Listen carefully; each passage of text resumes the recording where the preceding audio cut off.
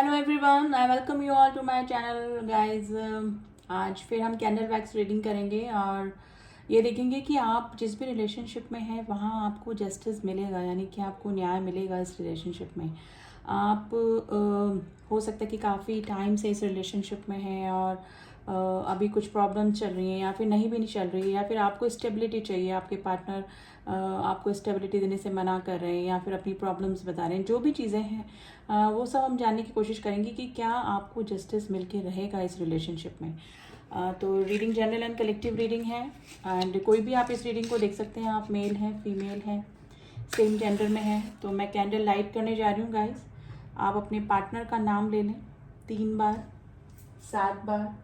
उनका face visualise कर सकते हैं, उनके बारे में सोच सकते हैं और पॉजिटिव होकर रीडिंग देखिएगा। फ्लेम पे फोकस कीजिएगा, ठीक है? फ्लेम पे फोकस करना है और स्टे पॉजिटिव। तो चलिए देखिए, फर्स्ट ड्रॉप ही गाइस ब्लैक ड्रॉप गिरी है, यानी कि अभी आप लोग के बीच में या तो नो कॉन्टेक्ट की सिचुएशन है या मिसअंडरस्टैंडिंग या कुछ ना कुछ ब्लॉकेजेस मुझे आप दोनों के रिलेशनशिप में लग रहे हैं, क्योंकि ब्लैक ड्रॉप्स ही गिरे जा रही हैं। तो अभी सब कुछ ठीक तो नहीं चल रहा है आप दोनों के रिलेशनशिप में। कुछ अप एंड डाउन्स डेफिनेटली इस रिलेशनशिप में मुझे देखने को मिल रहे हैं। देखिए, आपके जो भी पार्टनर हैं ये स्टक कंडीशन में है। स्टक है, या तो ये किसी थर्ड पार्टी में स्टक है या फिर थर्ड पार्टी फैमिली के रूप में भी हो सकती है, लेकिन स्टक कंडीशन में है। तो जस्टिस ये आपको देना चाहते हैं एक्चुअली, लेकिन स्टक कंडीशन आप कुछ भी हो सकती है गाइस। देखिए, ये ऐसी फैमिली में हो सकते हैं जिसमें कि मेंबर्स काफ़ी हैं, क्योंकि काफ़ी सारी गैदरिंग मुझे यहाँ नज़र आ रही है। तो काफ़ी बड़ी फैमिली में ऐसे हो सकते हैं। इनकी फैमिली ऑर्थोडॉक्स टाइप की हो सकती है, यानी कि पुराने विचारों को मानने वाले, या फिर ये किसी के अंडर प्रेशर इनको रहना पड़ता होगा अगर फैमिली थर्ड पार्टी के रूप में है, ठीक है? तो ये स्टक कंडीशन में है गाइस। ऐसा नहीं है कि ये आपके बारे में सोचते नहीं है, लेकिन देखिए, सोचने भरने से ही काम नहीं चलता है। स्टैंड लेने की हिम्मत भी होनी चाहिए। अगर आप किसी रिलेशनशिप में एंट्री कर रहे हैं तो उसके लिए स्टैंड लेना, उसके लिए आगे उसको क्या फ्यूचर देना है उस रिलेशनशिप को, सिर्फ गोइंग विद द फ्लो जाने से ही काम नहीं चलता है। तो आपके पार्टनर भी ऐसा ही हैं, ये स्टैंड लेना चाहते हैं, लेकिन इनमें हिम्मत की कमी मुझे लग रही है। और थर्ड पार्टी अगर किसी और लव ट्रायंगल के रूप में है तो भी ये पर्सन दोनों तरफ बैलेंस करने की कोशिश करते हैं गाइज। ये आपके साथ में भी रिलेशनशिप को बनाने की कोशिश करते हैं। ये आपसे भी दूर नहीं होना चाहते, क्योंकि इमोशनली ये आपसे अटैच हैं। हील ये आपके साथ में होता है, शेयर ये आपके साथ में करते हैं। इनको आपके साथ में टाइम स्पेंड करना अच्छा लगता है, लेकिन थर्ड पार्टी के को भी ये नहीं छोड़ना चाहते हैं, या फिर ये मैं बोलूँ कि स्टक कंडीशन में है। फंसे हुए हो सकते हैं थर्ड पार्टी में, जिसके जहाँ से कि निकलना इनके लिए या तो इम्पॉसिबल है या फिर ये चाह कर भी नहीं निकलना चाहते। देखिए, कुछ जो पार्टनर है उनकी तो जो प्रॉब्लम है वो जेन्युइन प्रॉब्लम है। थर्ड पार्टी इशू है तो इनके बच्चे हो सकते हैं, या फिर सोशल फियर इस पर्सन को हो सकता है कि सोसाइटी में क्या इमेज रह जाएगी, तो ये अपने आप के और इस रिलेशनशिप को डिस्क्लोज भी नहीं कर सकते हैं। तो ये सिचुएशन हो सकती है कि आपके साथ में किसी कमिटेड रिलेशनशिप में नहीं आ सकते हैं। अगर आप चाहेंगे तो ये लाइफ टाइम तक आपके साथ में टच में रह सकते हैं, आपके साथ में रिलेशनशिप में रह सकते हैं, लेकिन स्टेबिलिटी देने का आप जिस दिन इस पर्सन को बोलेंगे उस दिन ये अपने स्टेप बैक पीछे ले लेते होंगे या फिर कर लेंगे इन फ्यूचर भी, ठीक है? और अगर फैमिली अगर थर्ड पार्टी इशू के रूप में है तो गाइज ये फैमिली के अगेंस्ट जाने में भी इस पर्सन में अभी स्ट्रेंथ की कमी अभी मुझे लग रही है। देखिए, इमोशंस फीलिंग्स होने से ही काम नहीं चलता है। अगर स्टैंड लेने की हिम्मत नहीं है दोनों ही सिचुएशन में, तो डेफिनेटली अगर आप का कहीं और रिश्ता होता है या फिर आपका कहीं और जाने का, आप मूव ऑन करने का सोच रहे हैं, तो आपके लिए यही सही डिसीजन होगा। यानी कि आप you can change your decision guys, क्योंकि स्ट्रेंथ की एक रिलेशनशिप में जिस पर्सन से हम उम्मीद लगाते हैं वो ही पर्सन अगर पीछे हटता है तो हमारे लिए तो सारे रास्ते बंद हो जाते हैं, ठीक है? तो डेफिनेटली अगर आप कहीं और जाने का सोच रहे हैं तो आप मूव ऑन कर सकते हैं। आपके पास मुझे S of yes guys clarity के साथ में कोई रिलेशनशिप आपके सामने आ सकता है या फिर आ रहा होगा, जहाँ पर कि आपको ना रास्ता क्लियर दिख रहा होगा। इस पर्सन के साथ में काफ़ी ब्लॉकेजेस हैं और ब्लॉकेजेस इस पर्सन की साइड से ही होने की संभावना मुझे ज़्यादा लग रही है।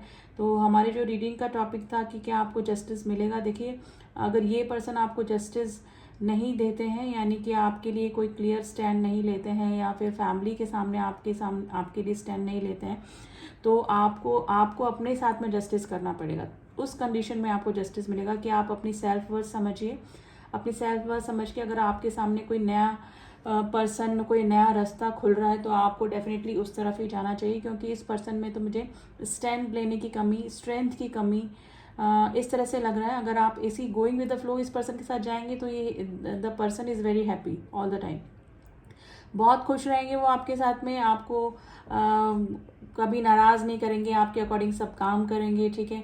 लेकिन जहाँ आपने स्टैंड लेने का बोला, जहाँ पे आपके दोनों के बीच में कमिटमेंट इशू आया, तो ये पर्सन वापस से इनमें, जिसमें बोलूँगा ना स्ट्रेंथ की कमी है, ये ना तो थर्ड पार्टी को छोड़कर आपके साथ में आ पाएंगे और ना ही फैमिली के सामने ही स्टैंड ले पाएंगे। तो ये वाली सिचुएशन गाइज मुझे लग रही है नंबर 3, नंबर 6, नंबर 9, नंबर 1,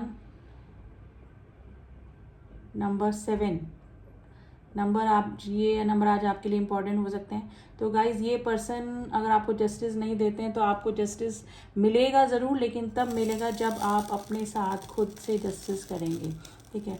अगर कोई पर्सन आपके लिए इमोशंस, आपको भी है पता है कि ये पर्सन आपसे इमोशनली अटैच है और सब कुछ है फीलिंग, लेकिन ये सब होने से ही काम नहीं चलता है। अगर थोड़ा देखा जाए, अगर आपको अपनी लाइफ और आगे और बर्बाद नहीं करनी, मैं तो यही बोलूँगी, क्योंकि मुझे काफ़ी लंबा रिलेशनशिप ये लग रहा है। तो आपके सामने कोई ऑफ़र भी आ रहा होगा, या तो आप अनमैरिड है तो आपके फैमिली वाले आपको कोई रिश्ता दिखा रहे होंगे, या फिर हो सकता है कि आप जहाँ काम करते हैं, जहाँ आपका कोई ऑफिस कलीग हो सकता है, या फिर वहीं से कोई बाहर से कोई ऐसा पर्सन हो सकता है जो कि आपको आपके साथ में रिलेशनशिप में आना चाहता है, और काफ़ी दिनों से आप असमंजस की स्थिति में हो सकते हैं कि आपको किधर जाना चाहिए, ठीक है। तो आप इस पर्सन से क्लियर कम्युनिकेशन कर सकते हैं गाइस, क्योंकि ये पर्सन तो मुझे स्टक कंडीशन में लग रहे हैं, और आपको भी हैंग सिचुएशन में, यानी लटकी हुई सिचुएशन में ही इस पर्सन ने डाल के रखा हुआ है, ठीक है। तो जस्टिस आपको अपने बारे में सोचना है तो आपको अपने साथ में ही करना होगा। आपको सोचना होगा कि आपके फ्यूचर में आपको क्या चाहिए, कैसा रिलेशनशिप चाहिए, जो आपको कमिटेड रिलेशनशिप चाहिए, या फिर इसी तरह से आप गोइंग विद द फ्लो पूरी लाइफ किसी के साथ में निकाल सकते हैं। तो जस्टिस आपको ही देखना है, आपको ही करना है अपने साथ वेरी फर्स्ट। तो क्लियर कम्युनिकेशन कीजिए, मेरा तो यही एडवाइस होगा। फिर भी हम एनर्जी ऑरिकल से देख लेते हैं कि अभी क्या कंडीशन चल रही है एंड इन फ्यूचर क्या हो सकता है आप दोनों के रिलेशनशिप में, या फिर आपकी लाइफ में क्या हो सकता है।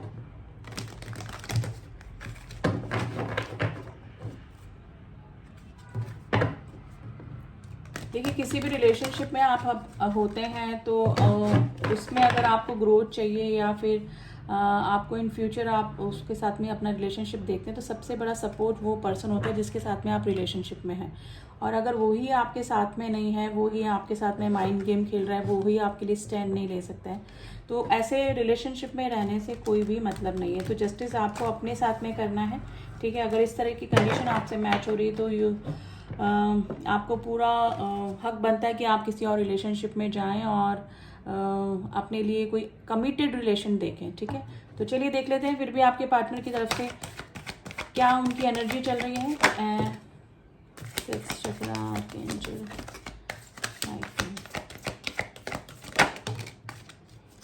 फर्स्ट चक्र के डिसीट, देखिए bottom of the deck deceit का कार्ड आया है, जो कि धोखे को बताता है गाइस, ठीक है।